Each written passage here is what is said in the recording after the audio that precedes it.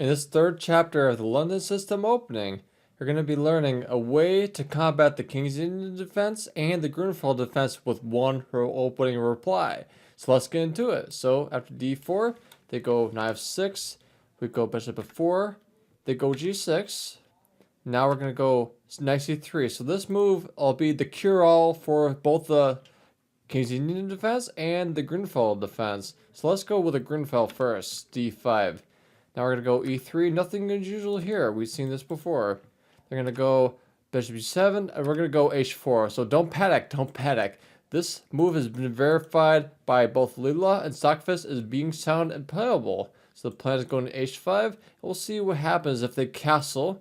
But first of all, before we go castle, I'll just say there's three options, main options. So castling, c5, and the most popular move, most effective move, h5. So if they go the normal route with castling, they're going to go h5. So a lot of people probably haven't seen this sacrifice, but if they do knight takes h5, we're going to do the sacrifice of the rook, and we'll take that back with the queen.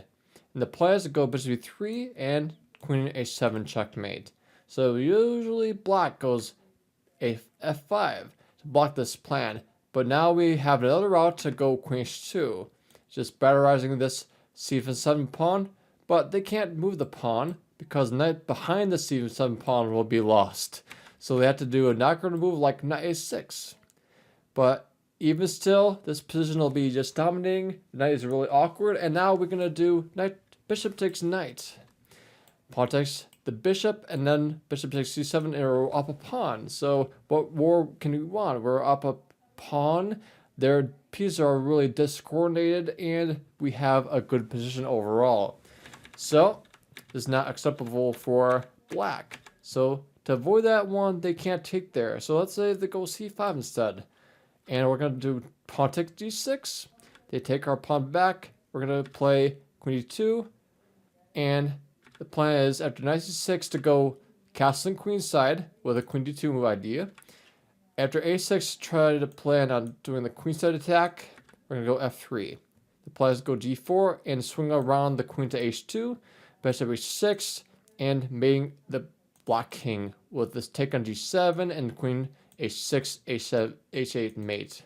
So if they go c4, turns into the cat attack. So g4 happens, b5, queen h2, and the game is pretty much going to be in white's ball game, and it's really seriously winning for white. And you can just creativity your attack. There's no limitations, but you can be creative and look at this opening, this position in the middle of the game, and you can see that, oh, black is totally busted. They can't play rook b8 because the bishop's still lying the square, and there's no plan for black. White has all the counterplay, and basically the white pieces are having all the fun, and there's no fun for black. So if they go before, there's knight a4. The plan goes c5, and the game is already miserable. So like I said, reforming that black has nothing. So now we're going to go talking about the main critical move, which is going to be h5. So h5. But before we do that, I forgot to mention c5. So instead of this c5 move, we're going to go knight b5, trying to do this fork on c7. They're going to do knight a6, awkward move again. Then we're going to go bishop e2, developing naturally. They're going to go h5, which is basically a delay of the natural best move. We're going to just go knight f3. Okay. So they go h5. They're going to go a4 to just reform this knight to be going to b5. No problems. So bishop e4. They're trying to trade off their bad bishop for a good bishop on e2. So you see the pawn on d5 is the same color as the bad bishop. Then this makes it worse if the bishop is remaining the board. But this is our good bishop, so we don't want to trade that off because our center pawns are on the dark squares, not the light squares. So we're not going to let them trade. So we're going to go knight f3, then go castles, but we can go c3, and you have an easier game. And my coach Eugene Perlstein says if you have a knight offsides, like a piece offside like this, you're basically up a piece and you have an easier game.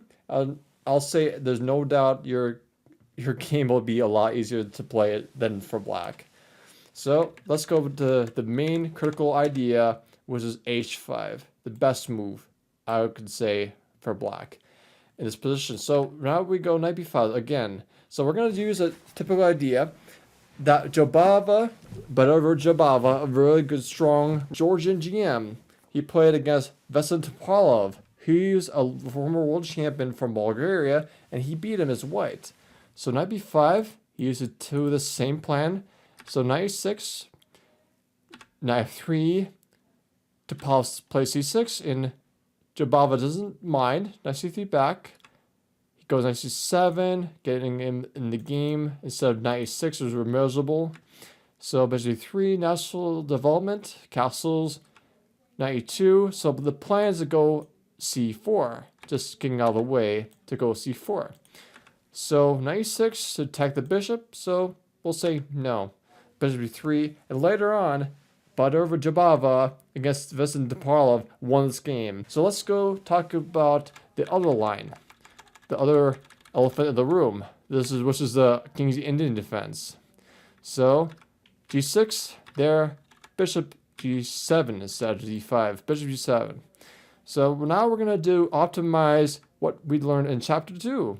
Exactly what chapter 2 is. So if they go castles, knight f3, d6, and we go h3. h3 is a lovely move that I found out with the help of Stockfish and Leela together. And after knight h5, we'll go bishop h2 because we can with this high hole we created. And we can just do all the plans that we learned in chapter 2, and there will be a winning position for white.